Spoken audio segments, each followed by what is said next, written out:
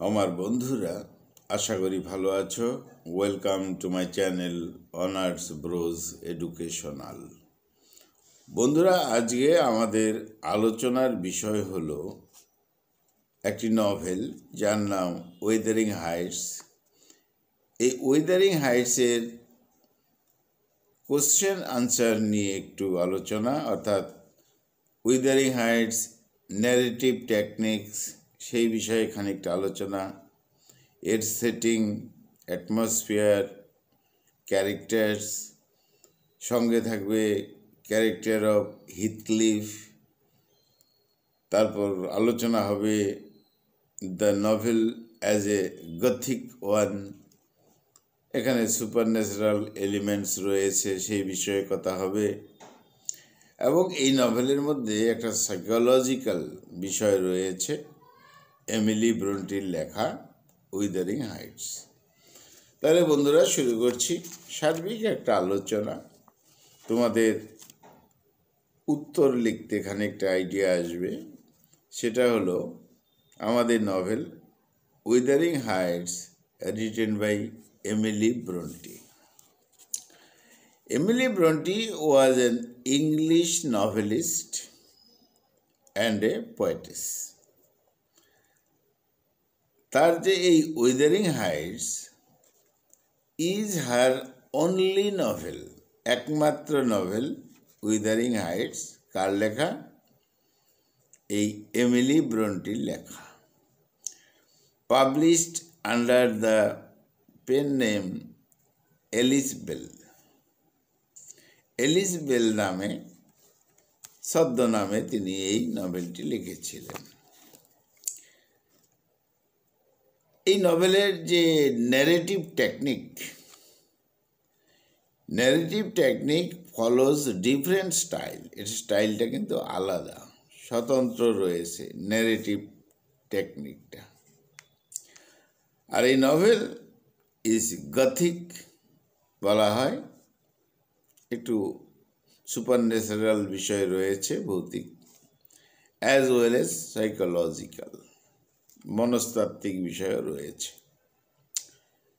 এখানে যে প্রোটাগনিস্ট রয়েছে Heathcliff is both a romantic, তার মধ্যে একটু রোমান্টিক বিষয় রয়েছে, এবং বলা হয় যে বাইরনিক হিরো, এরকম একটা বিষয় রয়েছে তার মধ্যে। Characteristics, he has a complex personality. মূলত এই প্রোটাগনিস্ট হিথক্লিফ, হিরো, সে হলো কমপ্লেক্স পার্সোনালিটি রয়েছে, জটিল ব্যক্তিত্ব। The novel was written during the Victorian era, লেখা হয়েছিল ভিক্টোরিয়ান এরাতে, যুগে। But it was influenced by romanticism, রোমান্টিসিজমের টাচ রয়েছে, অ্যান্ড গথিক ফিকশনের বিষয়টাও রয়েছে। ইট ওয়াজ এ কন্ট্রোভার্সিয়াল, একটা বিতর্কিত novel for its description of love and revenge. এই নভেলে লাভ অ্যান্ড রিভেঞ্জ নিয়ে আমরা একটু নতুনত্ব কিছু পাব। আর এখানে মেন্টাল অ্যান্ড ফিজিক্যাল ক্রুয়েলিটি দেখানো হয়েছে, ডোমেস্টিক মিসট্রিটমেন্ট দেখানো হয়েছে, it's challenge to Victorian morality, the class system, এইসব বিষয়গুলো রয়েছে এই নভেলের মধ্যে। তাহলে ভিক্টোরিয়ান এরাতে লেখা হলেও রোমান্টিসিজমের টাচ রয়েছে, গথিক ফিকশনের বিষয় রয়েছে। এটা তো বিতর্কিত কন্ট্রোভার্সিয়াল নভেল বলাই হলো। আর এই বর্ণনার মধ্যে লাভ অ্যান্ড রিভেঞ্জ, ভালোবাসা এবং প্রতিশোধ, এরকম একটা বিষয় থাকবে। এখানে মেন্টাল ফিজিক্যাল ক্রুয়েলিটি থাকবে ক্যারেক্টার্সের মধ্যে, ডোমেস্টিক মিসট্রিটমেন্ট ব্যাপারটা রয়েছে, কাউকে ইগনোর করা হয়, কাউকে কাছে টানা হয়, ব্যাপারটা রয়েছে। ইটস চ্যালেঞ্জ টু ভিক্টোরিয়ান মরালিটিকে চ্যালেঞ্জ করা হয়েছে, ক্লাস সিস্টেম, একটা বৈষম্যর ব্যাপার রয়েছে, শ্রেণী বিভাজনের। যাই হোক, The narrative technique of the novel is unique. Narrative টেকনিকটা কিন্তু এর মধ্যে নতুনত্ব আছে, অদ্বিতীয় ব্যাপার, ইউনিক ব্যাপার। প্রাথমিকভাবে প্রাইমারিলি দেয়ার আর টু ন্যারেটর্স। এখানেই নতুনত্বটা।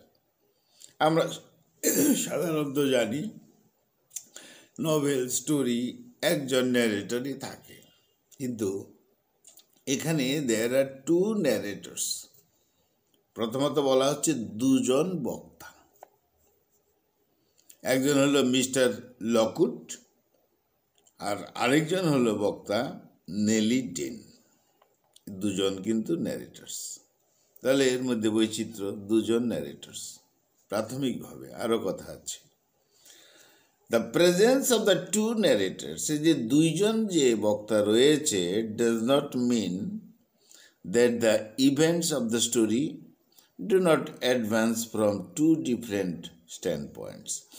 দুজন বক্তা রয়েছে বলেই যে এই গল্পকথার, এই নভেলের যে ইভেন্টসগুলো, ঘটনাগুলো, সেটা যে দুই দিকে চলে যাবে আলোচনা তা নয়। এদের গল্পের যে মূল পয়েন্ট, যে সূত্র, যে ধারাবাহিকতা, সেটা একই থাকবে দুজন ন্যারেটর থাকলেও। They follow the same line of the main story, বলাই হলো। তাহলে এই ন্যারেটর্সরা সেম লাইনেই থাকবে, একই রকম লাইনেই থাকবে মেইন স্টোরিটা ব্যাখ্যা করতে গিয়ে। The story is presented in a dramatic form. Dramatic স্টাইলে কিন্তু গল্পটা, নাটকীয়ভাবে। The novel is explained following the first person ন্যারেশনে লেখা আছে, ফার্স্ট পার্সন ন্যারেটিভ। এখানে যে characters Nelly Dean tells the story, সে গল্প বলছে টু মিস্টার লকুট। এক, ঠিক তেমনি as well as tells it to the readers. দেখা যাবে গল্পটা এই নেলি ডেন সে মিস্টার লকুটকে বলছে, আবার রিডার্সদেরও বলছে। দুটো দিক বৈচিত্র্য আছে। সুতরাং the novel has a special narrative frame, আলাদা অন্য নভেলের থেকে। এটাই ন্যারেটিভ টেকনিকের বিষয় রয়েছে। The special narrative technique is that several characters partly play the roles as the narrators in the novel. আরও রয়েছে, আরও যে কিছু কিছু ক্যারেক্টার আছে, তারাও যেন গল্পটা এগিয়ে নিয়ে যাচ্ছে, তাদেরও একটা ন্যারেটিভ আছে, তারাও যেন ন্যারেটার। তবে ডাইরেক্ট নয়, ইনডাইরেক্ট আবার এরকম আছে। এখানে টু মেইন ন্যারেটার্স, তাদের নাম বলা হলো মিস্টার লকুট আর হলো নেলি ডেন। দুজন তো আছেই। আদার টেম্পোরারি ন্যারেটর্স রয়েছে। লক্ষ্য করা যাবে ক্যাথরিন যে হিরোইন এই নভেলের, সেও যেন কোনো একটা জায়গায় গল্প ন্যারেট করছে। হিথক্লিফ প্রোটাগনিস্ট, হিরো, সেও যেন করছে। ইসাবেলা, সেও যেন করছে। জিলা, সেও যেন করছে। সেই জন্য বলা হয় যে এর ন্যারেটিভ টেকনিকটা আলাদা। প্রথম দুজন তো আছেই ন্যারেটর্স, তারপরে ওই ক্যাথারিন, হিথক্লিফ, ইসাবেলা, এরাও যেন কখনো কখনো মনে হচ্ছে যে তারাও গল্প বলে যাচ্ছে। এখানে স্পেশালিটিটা। যাই হোক, এই উইদারিং হাইটস এর মধ্যে তো গথিক বিষয় রয়েছে, বলা হলো সুপারন্যাচারাল এলিমেন্টস রয়েছে। কিন্তু সুপারন্যাচারাল বিষয় থাকলেও সেটা যে ভূত প্রেত, গবলিনস, ব্লাডশেড, রক্তযজ্ঞ, এরকম বিষয়টা তেমন নয়। বুঝতে হবে যে গথিক অ্যান্ড সুপারন্যাচারাল এলিমেন্টস উপকরণ তো রয়েছে। যেমন অ্যানশিয়েন্ট ক্যাসেল রয়েছে, প্রাচীন অট্টালিকা রয়েছে, ভৌতিক বা সুপারন্যাচারাল গল্পের মধ্যে এরকম থাকে। গ্লোমি সেটিংস, এর কিছু গ্লোমি সেটিংস আছে, আবছা বিষয় রয়েছে, ভিলেন থাকে, আছে ম্যাডনেস থাকে এই ধরনের গল্পে। প্রেজেন্স অফ গোস্ট, হ্যাঁ রয়েছে, ভৌতিক উপস্থিতি, মেন্টালি হতে পারে কিন্তু আছে, সরাসরি নেই যে ভূত এসে দাঁড়ালো তা নয়, প্রেজেন্স অফ গোস্ট রয়েছে। ভায়োলেন্স তো রয়েছে, রিভেন্স প্রতিশোধ রয়েছে, রোমান্টিক এলিমেন্টস রয়েছে, বায়োনিক হিরো হিথলিভস রয়েছে, এটসেট্রা। ইট ডিপিক্টস এ ক্যাওটিক লাভ অ্যাফেয়ার। এর মধ্যে এই নভেলের মধ্যে যে লাভ অ্যাফেয়ারটা রয়েছে এই হিথলিফ আর ক্যাথরিনের মধ্যে, এটা ক্যাওটিক লাভ অ্যাফেয়ার, এটা বিশৃঙ্খল ব্যাপার আমরা পড়ব বিটুইন ক্যাথরিন অ্যান্ড হিথলিফ। যাই হোক, তাহলে supernatural elements in the novel বলা যেতে পারে আর ডিপিক্টেড এইভাবে। নম্বর 1, কোথায় কোথায় আছে supernatural? When mister Lockwood sees the ghost of Catherine coming out from the moors, লক্ষ্য করা গেছে যে মিস্টার লকউড অনুভব করছিলেন যে ক্যাথারিনের ঘোস্ট আসছে, এটা একটা। নম্বর 2, ghost of Catherine states that she wants to come into the mansion, সেখানে আমরা পাবো 2 নম্বরে যে ক্যাথারিনের যে ঘোস্ট সে ওই অট্টালিকায় প্রবেশ করবে, এরকম একটা চিত্র রয়েছে। Thirdly, the another significant supernatural encounter যেটা রয়েছে is the calling out from Catherine's ghost, ক্যাথারিনের গোস্ট নিয়ে ব্যাপার ডাকা হয়েছে তাকে। নেক্সট আমরা পাবো হিথক্লিফ বিকামস মোর। এই হিথক্লিফ যে প্রোটাগনিস্ট, যে নায়ক, যার বাবা মার পরিচয় নেই, পালক পুত্র, আমরা আসবো গল্পে। এই হিথক্লিফ মিস্টিরিয়াস ব্যাপার রয়েছে। He could not express his love for Catherine, ক্যাথরিনকে খুব ভালোবাসে কিন্তু যেন বলতে পারে না, এখানে একটা এলিমেন্টস রয়েছে। কারণ ক্যাথারিন আর হিথক্লিফের সঙ্গে সম্পর্কটা ছিল ভাই বোন। কিভাবে? ক্যাথারিনের বাবা এই হিথক্লিফকে অ্যাডপ্টেড করে নিয়েছিল, পালক পুত্র হিসেবে নিয়েছিল, তো সেই জন্য সম্পর্কটা হলো ক্যাথারিন আর হিথক্লিফ এদের ভাই বোন হয়। তো পরে দেখা গেল যে তাদের মধ্যে লাভ অ্যাফেয়ার হয়ে যাচ্ছে, সেই জন্য একটা ব্যাপার ছিল, একটা ভৌতিক বিষয় যেন ছিল। মানে খুব ভৌতিক বিষয় বলতে, ভৌতিক বিষয়ে যেমন আতঙ্ক থাকে, সাসপেন্স থাকে, অমন একটা বিষয় ছিল। বলা হয়েছে সরাসরি ভৌতিক বিষয় নয়, ভূতের গল্প নয়। অ্যান্ড হি কলস আ স্পিরিট,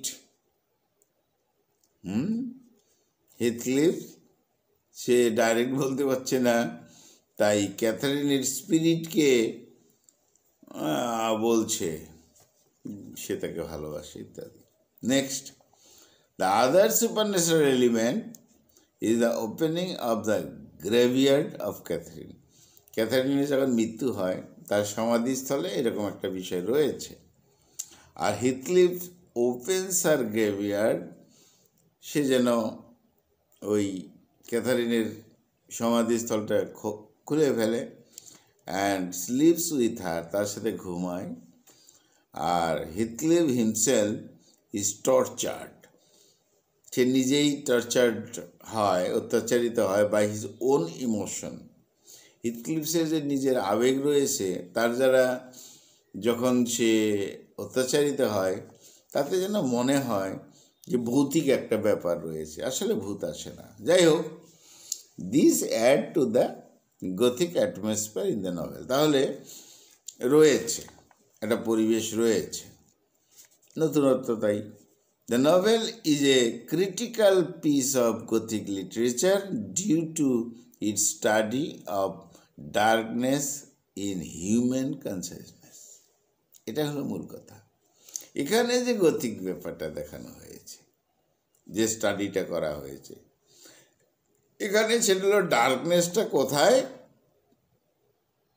হিউম্যান, মানুষের যে মন, সচেতনতা, এর মধ্যে একটা আবছা অন্ধকার ভৌতিক ব্যাপার রয়েছে। The purpose of using the Gothic feature, এখানে যে এই যে নতুনত্বভাবে গথিক ফিচার দেওয়া হয়েছে, is not to pretend the readers, পাঠককে ভয় পাওয়ানোর জন্য নয়, but to discover the inner feelings of the characters. এখানে যে ক্যারেক্টারগুলো রয়েছে তাদের যে ইনার ফিলিংস রয়েছে সেটাকে প্রকাশ করার জন্য এখানে গথিক বিষয়টা আনা হয়েছে, সরাসরি ভূত প্রেত আনা হয় নাই। যাই হোক, the novel Wuthering Heights is about two families, দুইটা ফ্যামিলির গল্প। একটা ফ্যামিলি হলো দ্য আর্নশ ফ্যামিলি, আর একটা ফ্যামিলি হলো লিন্টনস ফ্যামিলি। তাহলে নভেলের যে গল্পটা, এই গল্পে দুটো ফ্যামিলির মধ্যে ব্যাপারটা রয়েছে, গল্পকথা রয়েছে। একটা হলো দ্য আর্নশস ফ্যামিলি, আরেকটা হলো দ্য লিন্টনস ফ্যামিলি, পাশাপাশি দুটো পরিবার। আচ্ছা, মিস্টার লকউড যিনি বক্তা আমরা পেয়েছি প্রথম, এই মিস্টার লকউড কী করেন? একটা বাড়ি ভাড়া করেন, রেন্টস এ হাউস, তার নাম হলো কল থ্রাশ গ্রেঞ্জ।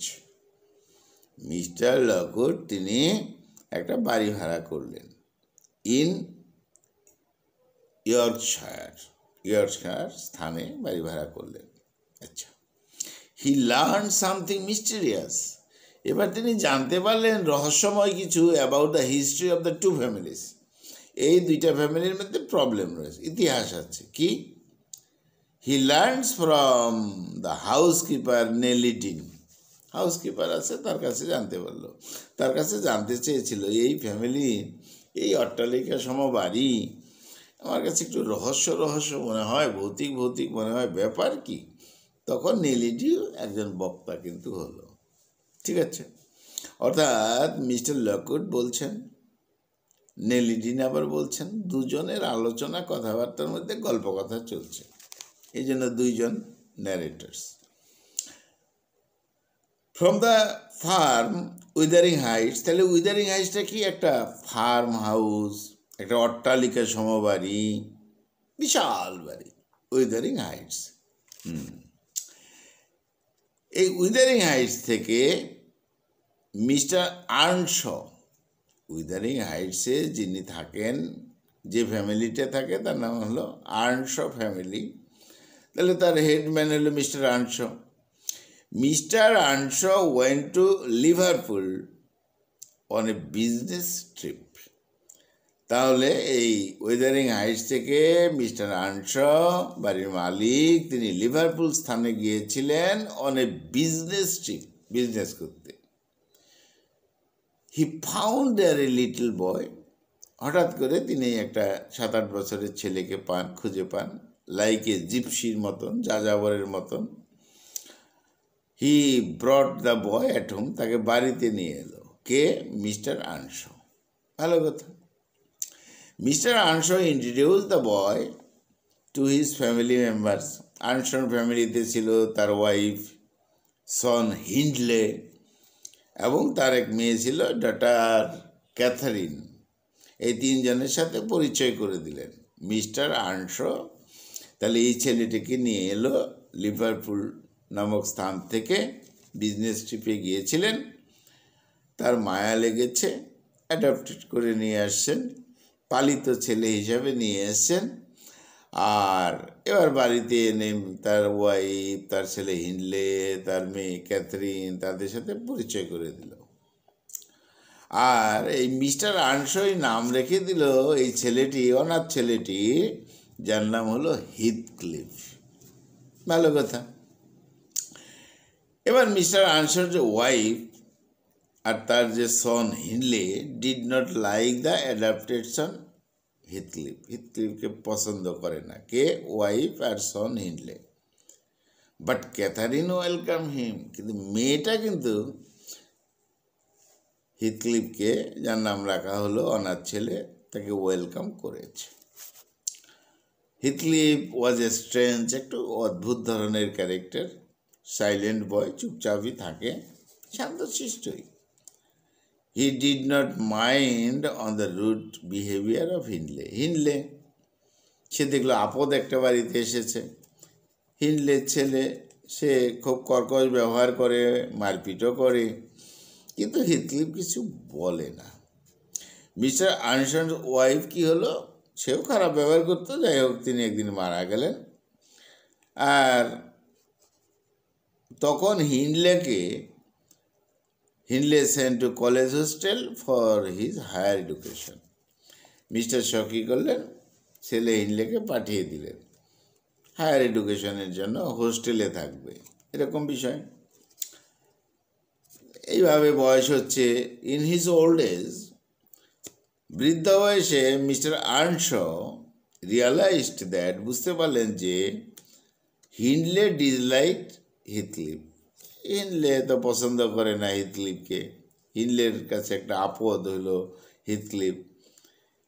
হিনলে নিজে আর্নশর ছেলে, অথচ হিথক্লিফকে একটা ছেলেকে ধরে নিয়ে এসে অ্যাডাপ্টেড করেছে পালিত পুত্র হিসাবে। যাই হোক, ফাইনালি মিস্টার আর্নশর মারা গেলেন, বয়স হয়েছে।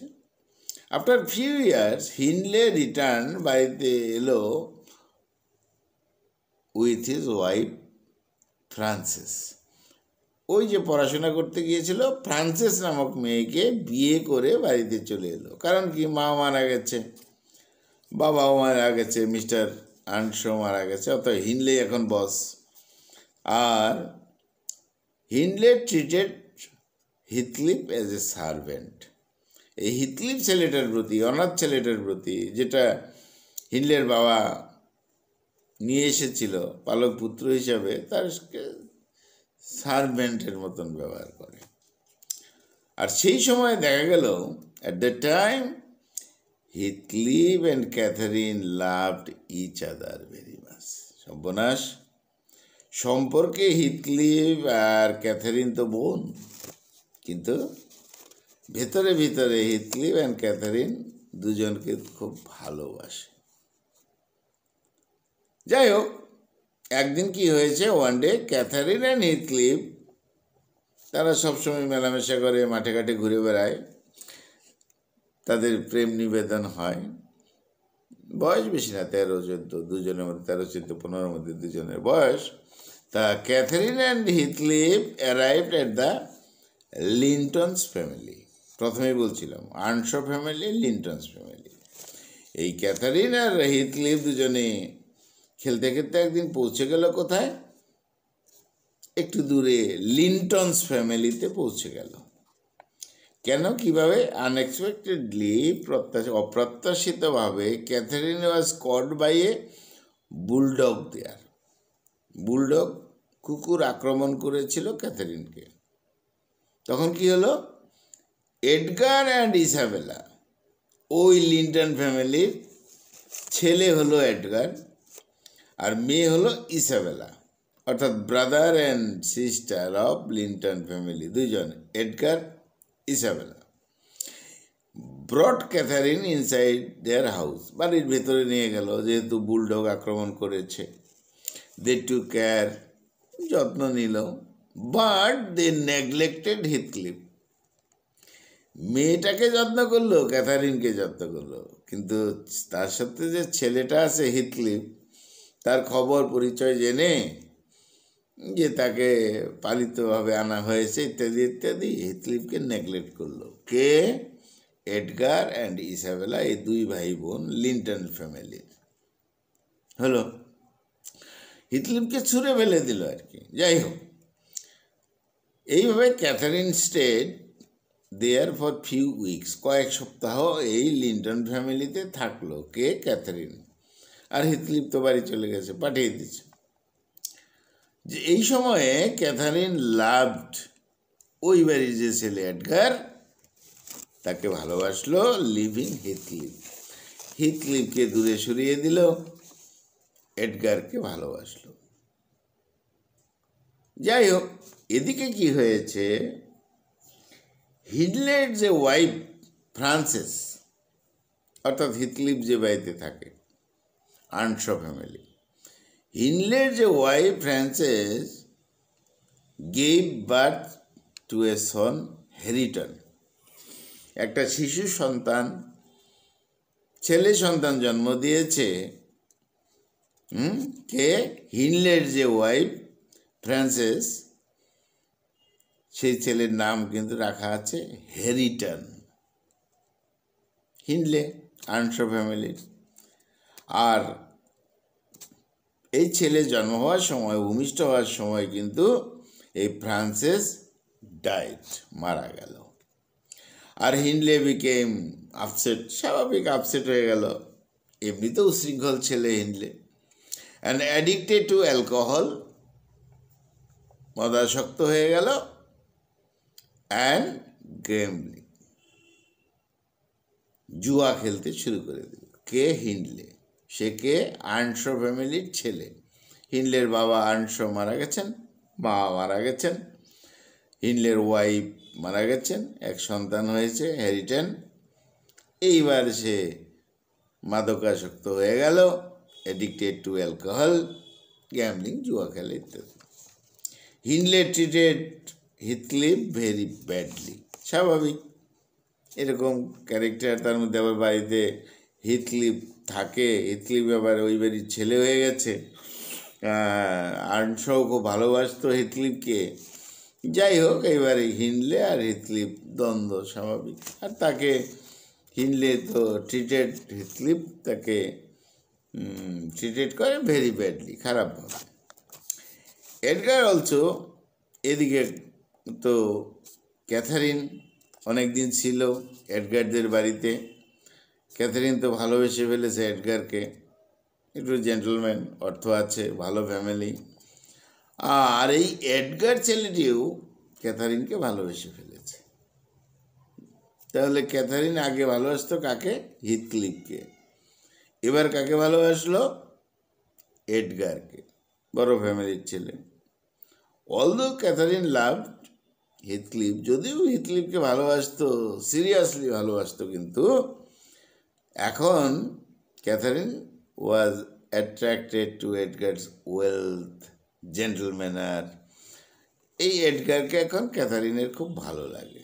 কাকে বাদ দিয়ে? হিথক্লিফ, নায়ককে বাদ দিয়ে। এবার Edgar and Catherine engage to meet, তারা এনগেজ করে ফেলল। আর এই ফ্রাস্ট্রেশনে, হতাশা, in frustration, Heathcliff ran away, পালিয়ে গেল, দূরে চলে গেল। কিন্তু যখন দূরে চলে গেল, ক্যাথারিনের আবার হিথক্লিফের কথা মনে হচ্ছে খুব, কারণ খুব ভালোবাসতো তো। এডগারকে এখন ভালোবাসে ঠিকই, কিন্তু মেইনলি তো ক্যাথারিন ভালোবাসতো কাকে? হিথক্লিফকে। আর যেহেতু ক্যাথারিনের সাথে এডগারের এই বিয়েই হয়ে গেল, তখন এই হিথক্লিফ বাড়ি ছেড়ে চলে গেল।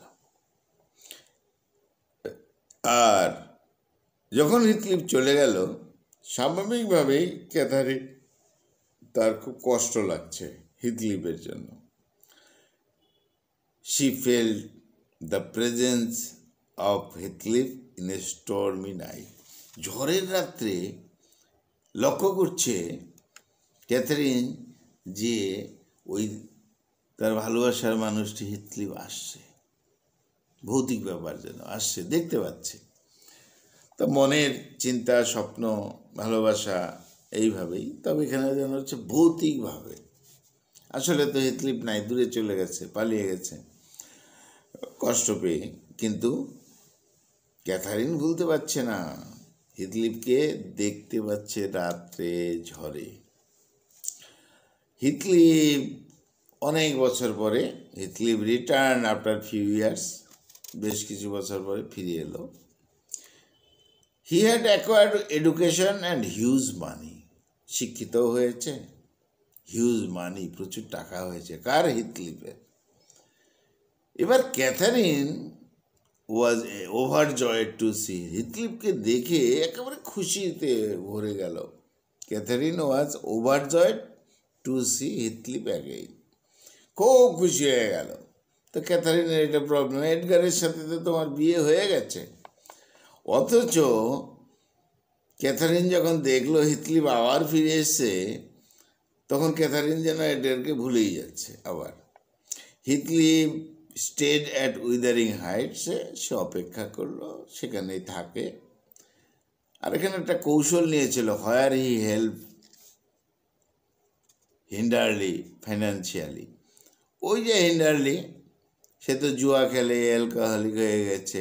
হিন্ডারলি তো ক্যাথারিনের ভাই, ফ্রান্সিস মারা গেছে, আর্নশো মারা গেছে, মা মারা গেছে, হ্যারিটন একটা ছেলে আছে, তখন অ্যালকোহলিক তো হয়েছে। এই সুযোগে হিথক্লিফের অনেক পয়সা আছে, ক্যাথারিনের ভাই হিনলেকে হেল্প করে। আর এই বিষয়টা ক্যাথারিনের যে হাজব্যান্ড নতুন যে এডগার,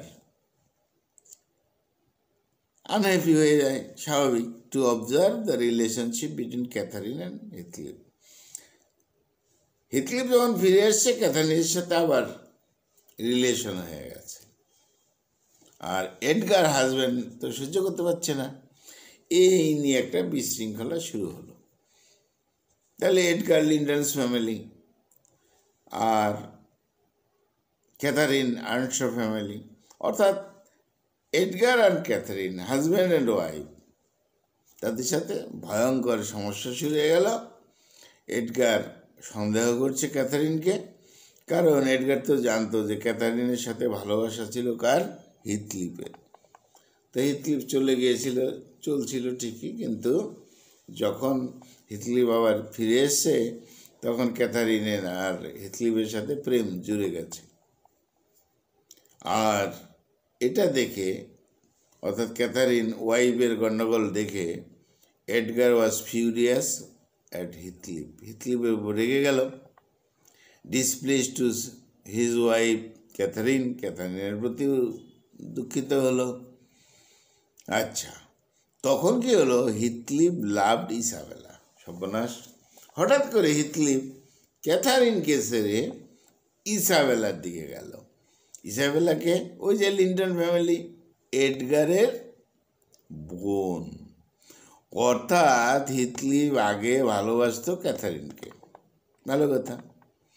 এবার ক্যাথারিন এডগারকে দেখে তো বিয়েই করে ফেললো, তখন হিথক্লিফ চলে গেল। এবার যখন হিথক্লিফ ফিরে এসছে, ক্যাথারিন আবার হিথক্লিফকে ভালোবাসতে শুরু করে দিয়েছে। কিন্তু হিথক্লিফ ইসাবেলাকে দেখতে পেল, এডগারের বোন ইসাবেলাকে, অর্থাৎ ক্যাথারিনের ননদ, তাকে দেখতে পেল, এবং কমপ্লিটেড দের ম্যারেজ, বিয়েও হয়ে গেল। সর্বনাশ, কার সঙ্গে? হিথক্লিফ আর ইসাবেলার সাথে। আর ক্যাথারিন এটা দেখে বিকেম ইল, অসুস্থ হয়ে পড়ল, অ্যাবাউট টু ডাই, যেন মরেই যায়। যাই হোক, এবার হিথক্লিফ অ্যান্ড ইসাবেলা, তারা তো বিয়ে করলো, কিন্তু were not happy in their conjugal life. দাম্পত্য জীবনে হিথক্লিফ সুখী হলো না, ইসাবেলাও হলো না, সমস্যা হয়ে গেল। হিথক্লিফের আবার মনে মনে আশা হলো টু রিইউনিয়ন উইথ ক্যাথারিন, তাহলে কি ক্যাথারিনই ভালো ছিল, এরকম একটা বিষয় হয়ে গেল, সমস্যা। যাই হোক, ক্যাথারিন মারা গেল, died after giving a birth, একটা ডটার, মেয়ের জন্ম দিয়ে ক্যাথারিন মারা গেল। মেয়ের নাম রাখা হলো ক্যাথি। তাহলে এই ক্যাথিকে daughter of Catherine and Edgar কিন্তু। যাই হোক, এরপরে হিনলে মারা গেল।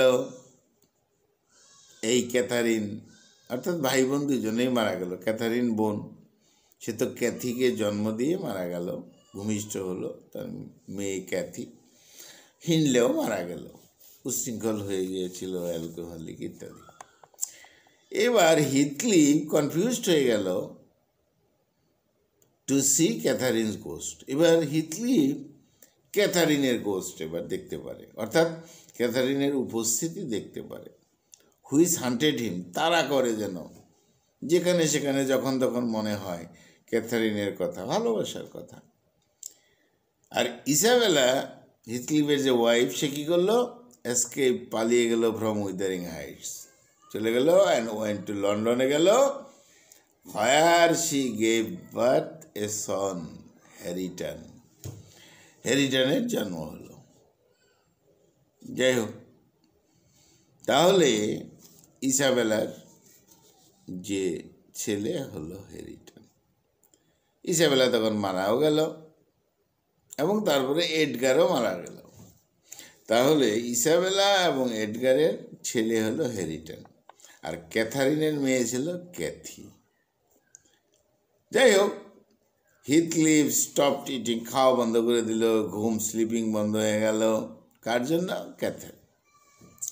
One morning Ellen found him, দেখলো ডেড, মরে পড়ে আছে হিথক্লিফ। হি ওয়াজ বারিড, তখন এই হিথক্লিফকে ক্যাথারিনের যে সমাধিস্থল সেখানে রাখা হলো, তাকেও সমাধিস্থ করা হলো। হোয়েন দ্য নভেল এন্ডস, নভেলটা যখন শেষ হলো, দেখা গেল Hareton and Cathy plan to marry, তাদের বিয়ে হচ্ছে। অর্থাৎ হ্যারিটন ইসাবেলার এডগারের ছেলে, আর ক্যাথারিনের মেয়ে হলো ক্যাথি, দুজনের সাথে ভালোবাসাবাসি, এইভাবেই শেষ হলো। এখানে কিছু সাইকোলজিক্যাল বিষয় তো রয়েছে। ক্রিটিক্সরা বলেন যে ফ্রয়েডিয়ান ড্রিম ওয়ার্ক রয়েছে, ফ্রয়েডের তত্ত্ব এর মধ্যে রয়েছে। তাহলে উইদারিং হাইটসের মধ্যে এখানে যে প্রোটাগনিস্ট হিথক্লিফ যেন is divided between love and revenge, ভালোবাসার দিকে একরকম মন, প্রতিশোধের দিকে একরকম মন। যাই হোক, the novel deals with the dark romance, এখানে ডার্ক রোমান্স রয়েছে বিটুইন হিথক্লিফ অ্যান্ড ক্যাথারিন। তাহলে বন্ধুরা, এই ছিল আমাদের আজকের আলোচনা। এর মধ্যে দিয়ে ক্যাথারিনের ক্যারেক্টার তো আমরা খুঁজে পাই, হিথক্লিফের ক্যারেক্টার খুঁজে পাই। বন্ধুরা, খুব ভালো থেকো, আমার চ্যানেলটা সাবস্ক্রাইব করো। আজকে আমাদের আলোচনা ছিল উইদারিং হাইটস, একটি নভেল, লিখেছেন এমিলি ব্রন্টে। বন্ধুরা, খুব ভালো থেকো, আমার চ্যানেলটা সাবস্ক্রাইব করো। Thank you.